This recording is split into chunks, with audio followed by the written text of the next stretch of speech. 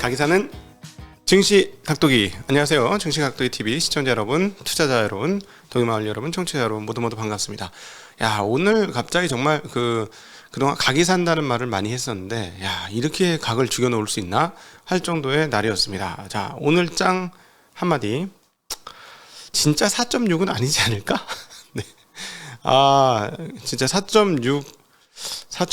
네. 그래서 오늘 두 가지가 같이 때렸어요. 수요를 완전히 죽자고 달려드는 연준과 그 다음에 또 공급 쪽에서의 나쁜 뉴스가 있었죠. 러시아 30만 군 동원령, 어제 우리 오후에 이야기 나눴습니다만 그것들이 결합이 되면서 시장 심리를 아주 극단적으로 경색을 시켰습니다. 그래서 시장 심리도 한번 살펴보죠. 지난번 고점에서부터 약 30% 빠졌을 때 나타났던 상황으로 가고 있습니다. 자, 보시죠. 익스트림한 상황으로 가고 있어요. 자, 그러나 우리가 이제 얘기했죠. 이거는 원칙이니까 원칙은 원칙대로 얘기하죠. 익스트림 피어로 가면 좋을 때다. 투자하기 좋을 때다. 지금부터는 투자하기 좋을 때가 오긴 온 것 같다 라고 심리도에서는 볼 수 있습니다. 그리고 VIX 지표도 지금 꽤 올랐어요. 28인가요? VIX 지수가 28까지 올랐습니다. 27.99니까 이것도 30 정도대가 되면 보통 투자하기 웬만해선 좋은 때입니다. 위기 국면만 아니면 말이죠. 연준이 위기에 빠지는 걸 좋아할까요? 안 좋아할까요? 그것도 한번 생각해 봅시다. 우리가 연준이 일부러 위기를 만들 수 있을까? 위기를 만들어 가지고 그렇게 할까? 라는 것도 한번 고민해 봐야 됩니다. 물론 미국의 상황과 여타 국가의 상황이 다르니까 여타 국가에서는 뻥뻥 터질 가능성은 있다라는 점은 감안해야 될 것 같고, 그러면 한국은 터질 거냐? 한국이 터지려면 수십 개 이상의 다른 나라가 터져야 한국이 터질 가능성이 있다라고 보는 게 합리적일 것 같습니다. 우리보다 경제적 체질이나 체력이나 이런 게 안 좋은 나라들이 도대체 세계에 몇 개 국가가 될까요? 굉장히 많을 겁니다. 100개 국가 이상 되지 않을까요? 네, 그러니까 한국까지 터지려면 그렇다. 그러니까 미국이 일부러 연준이 위기를 만들 것이냐, 그래서 뭐 VIX 지수가 막 40까지 가는 그런 상황들 일부러 만들 것이냐, 그것까지 생각하는 거는 지금 하락 때문에 우리가 좀 과도하게 생각하는 거 아닐까 하는 생각을 해봅니다. 일단 수요를 꺾겠다는 강력한 의지를 표현했고요. 그 공급 쪽 사이드 약재가 지속이 되었고, 그래서 예상된 수준의 금리 인상이었음에도 불구하고 시장이 반등에 실패했다. 이렇게 정리해 볼 수 있을 것 같아요. 자, 오늘 하루짜리 분봉으로 한번 보죠. 봉 차트로 하루짜리 그거 한번 먼저 보죠. 네. 이게 지금 보시면 최근에 많이 올랐죠. 그래서 한 1년치 한번 봅시다. 요거가 오늘, 자, 이거는 VIX 지수죠. 네. 요거 말고 이제 우리 S&P 지수 한번 보도록 하겠습니다. 1일물. 자, 상황을 보시면 어떻게 되냐면 시장이 이제 발표할 때 쫄면서 시장이 뚝 떨어졌었어요. 시장이 뚝 떨어졌었는데 그러다가 이제 75bp 발표를 하니까 그래, 예상대로 75bp구나. 오케이. 그러면서 반등을 합니다. 반등에 성공을 하죠. 성공을 했는데 점도표를 보고 뜨거워 이런 거죠. 점도표를 보고서 종가가 저가로 끝났습니다. 계속 시종 일간 흘러내리면서 끝났죠. 종가 지금 내년도 금리 예상이 가장 중요한 포인트였는데요. 내년과 올해 연말 금리를 4.4% 예상합니다. 근데 이전에 얼마였느냐? 이게 3.4였어요. 1%나 올라갔죠. 그러니까 이게 충격을 안 받을 수가 없는 거였습니다. 4.4라니. 그러면 자, 계산 한번 해봅시다. 4.4가 되려면 지금 이제 3.0에서 3.25가 됐는데 4.4가 되려면 1% 저점 기준으로 1.4% 그리고 고점 기준으로 1.2% 정도 올려야 되잖아요, 금리를. 그럼 이제 금리 올리는 게 2번 남았습니다. 그럼 어떻게 되죠? 1.2%로 올려야 되면 75bp, 50bp 올려야 되죠. 그래야 125bp가 올라가는 거니까 75bp, 50bp 두 번 남은 기간에 또다시 75bp, 50bp를 올려야 된다는 거죠. 이거는 시장이 예상했던 건가요? 이번에 75bp 9월달에 올리기 전에 50bp 정도 할 것이다 라고 생각하다가 75bp가 되는 방향으로 가다 보니까 시장이 충격을 먹었고 1%까지 갈 거라고 생각하면서 충격을 먹었었죠. 근데 이제 기본적인 가정 시나리오는 이번에 남은 거는 25, 25. 많이 봐줘도 50, 25. 이 정도가 시장의 컨센이었다는 거죠. 시장의 생각이 그 정도였는데 지금은 상황이 어떠냐? 75, 50까지 점도표가 이렇게 그리도록 만들어 놨던 거예요. 그러니까 시장이 당연히 여기까지는 계산 안 했고 여기까지는 가격 매김을 안 했거든요. 시장이 녹이지 못한 부분이에요. 그러니까 오늘 시장이 깜짝 놀라면서 이렇게 빠졌는데 실제로 연말 기준금리를 4.25 이상으로 할 수 있을 것이냐는 여전히 좀 의문입니다. 그렇게 할 수 있을까?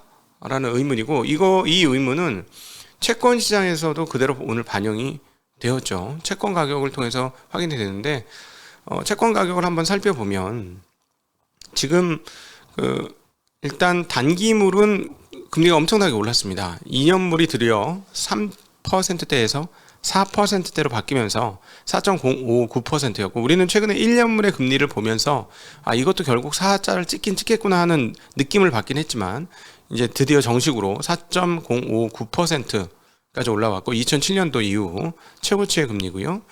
1년물 금리는 전일 4.049에서 4.081로 더 올랐습니다. 자, 1년물이 4.08, 4.1을 기록한다는 건 일단은 채권 시장은 앞으로 금리가 75bp 이상 오를 것까지는 지금 가격 매김을 하고 있다라고 정리해 볼 수 있겠죠. 그러니까 지금 시장은 50, 25는 반영하고 있어요. 채권 시장은. 근데 그 이상 할 거냐에 대해서는 채권 시장 아직 확신을 못 하고 있는 거고요. 금리는 많이 올라갔습니다. 그리고 아마 내일까지 금리가 오르겠죠. 그거 확인해야 될 거고 10년물 금리는 그러면 어떻게 됐냐? 올랐느냐? 아니요. 떨어졌어요. 안 올랐어요. 10년물 금리는 3.569에서 그러니까 3.57 정도에서 3.534로 떨어졌습니다. 금리가. 자, 어제 시장에서의 10년물 금리 흐름 한번 살펴보죠. 지금 하고 발표하자마자 뿅 하고 이렇게 올랐거든요. 그래서 3.6을 돌파를 했었어요. 지금 저게 그 그림인데 근데 지금 가격은 어떻다? 3.53이에요. 저건 3.60이요. 6일 정도가 됐었고. 그러니까 저 때에서 지금 쪽 하고 내려왔죠. 그러니까 채권 시장은 어제 놀래긴 놀랬는데 이 정도 금리까지야? 라는 생각을 한 거죠. 자, 그 2년물 금리도 한번 살펴볼까요? 2년물은 궤적이 좀 다를 것이다. 이것도 보시면 놀란 거예요. 채권 시장도 점도표를 보고 놀래가지고 4.1까지 금리를 올렸었습니다. 근데 지금은 4.0 한 6 정도 되죠. 4.06 정도로 떨어졌는데 그럼에도 불구하고 2년물과 1년물은 기준금리를 따라가게 될 겁니다. 결국은 기준금리를 따라가게 되는데 10년물은 생각이 다르죠. 그 정도가 되면은 확실하게 경색이 될 건데 라는 생각을 하는 거고 어제 뭐 급등을 했던 독일 10년물 국채금리도 어제 진짜 급등을 했었죠. 1.928까지 올라갔었는데 1.88로 조금 숨고르기로 했습니다. 미국의 30년물도 3.57에서 3.50으로 그러니까 장기물들은 금리가 떨어진 거예요. 이제 이렇게 되면 미국은 채권의 매입 시기가 왔다라고 보여지네요.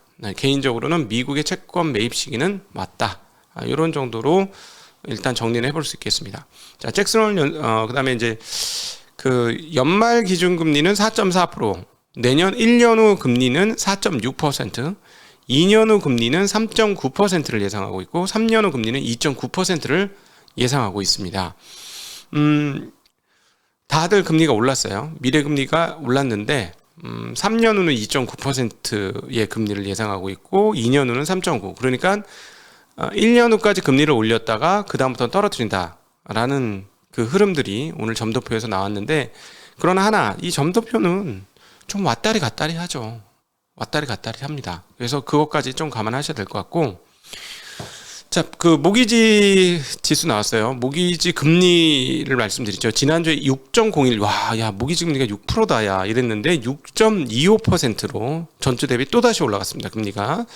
금리가 올라가고 있는 상황이니까요.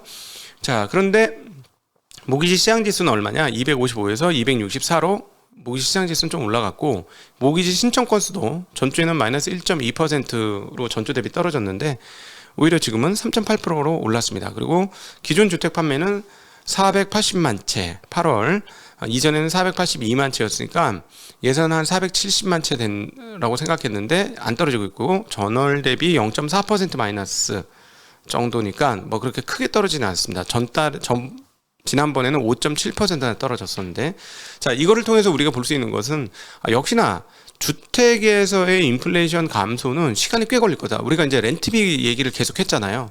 그러니까는 주택에서의 인플레 감소는 굉장히 시간이 늦을 거고 연말께부터 이제 가시화될 거고 그 이후까지 보게 되니까 연준은 강경한 태도를 유지하게 되는 네.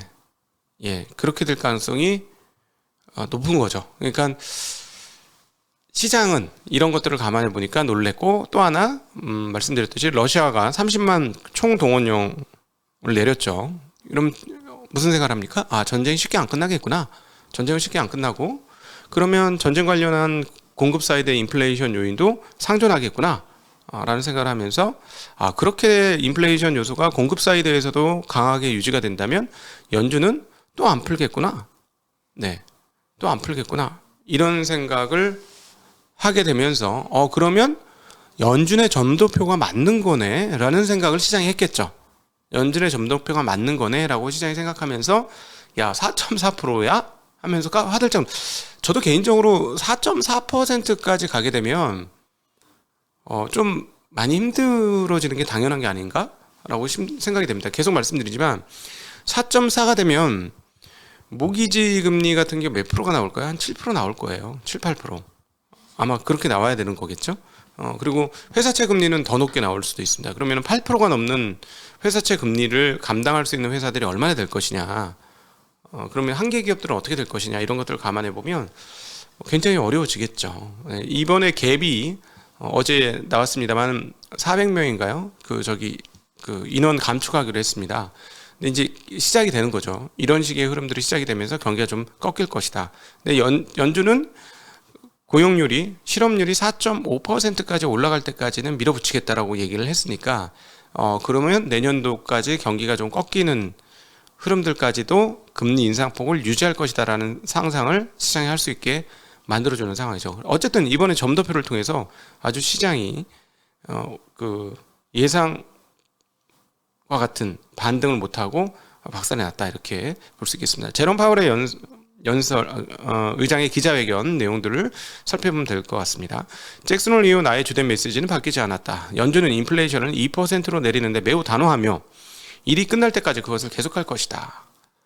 이 과정이 경기 침체로 이어질지 그러하다면 침체가 얼마나 상당할지는 아무도 모른다라고 얘기했습니다. 그리고 이제 그 김성수 애널이 정리한 내용들을 한번 살펴보죠. 현재 물가 상승에도 외부 요인이 큰 역할을 했다.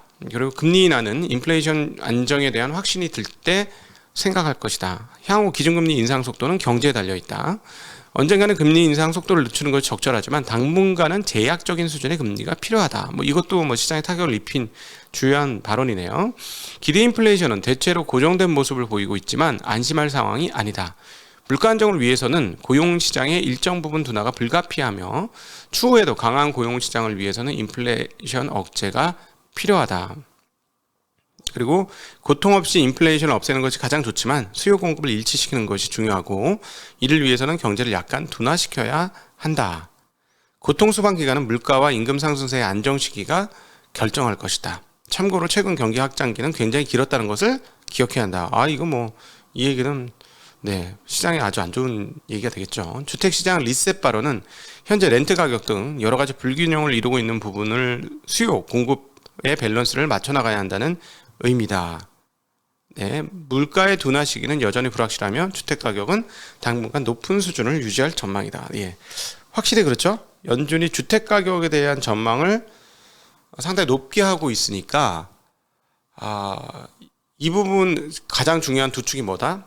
인플레이션에서 원유가 가격과 그러니까 유가와 렌트비인데 이 렌트비에 대한 그들의 태도를 보면 이 렌트비가 쉽게 잡히지 않는다는 걸 인식하고 있고 그래서 그것을 잡기 위해서 공격적인 태도를 취할 것이다. 네, 이렇게 이제 금리와 점도표가 올라가면서 달러 지수가 폭발적으로 상승을 합니다. 1% 정도의 상승을 기록을 했고요. 2002년 이후 최고치를 기록한 111.34를 기록했고, 유로 달러는 0.9839로 더 약세가 나타났습니다. 엔화도 어제 143.72에서 144.07로 약세 나타났고, 위안화는 어제 아침에 말씀드릴 때는 7.03이었는데 7.073으로 위안화도 굉장히 큰 약세입니다. 그러나 원화는 약세폭이 둔화됩니다. 1,400원을 지키겠다는 강한 의지가 뭔가 좀 보이는데요. 1,390 한 2원쯤 하던 원화가 1,396.71이고, 그 다음에 한은은 미국과의 달러 수합을 부인했습니다. 예, 그래서 아마 그리고 이미 피마라는 제도가 있기 때문에 미국 입장에서는 인출할 수 있는 게 있는데 무슨 또 수합이냐 이런 생각을 하고 있는 것 같습니다. 그래서 어쨌든 미국과의 그 통화 수합은 없을 것으로 지금 예상이 되고요. 그럼에도 불구하고 지금 원화는 타 통화비에서 계속 한 2, 3주 약세이다가 이번 주 들어오면서는 지난주부터 좀 상대적인 강세를 나타내고 있다. 이 정도로 정리해 볼 수 있는데, 그거는 100엔당 970.88이었는데 969.50으로 오늘 엔 대비 강세고요. 유로화 대비도 1387에서 1374로 10원 이상 강세를 보여줬습니다. 1390원까지 갔었죠. 그리고 정상적인 최근의 상황에서는 1340원 유로 대비 1340원 내외에서 왔다리 갔다리 했었으니까 그러니까 지금 어쨌든 최근에 약세였다가 오늘은 확실히 타 통화 대비 조금 강세를 보여주고 있다. 이렇게 정리해 볼 수 있을 것 같습니다. 자, 이제 여러분들과 함께하는 질의응답으로 넘어가 보겠습니다. 함께 해주셔서 감사합니다. 안녕.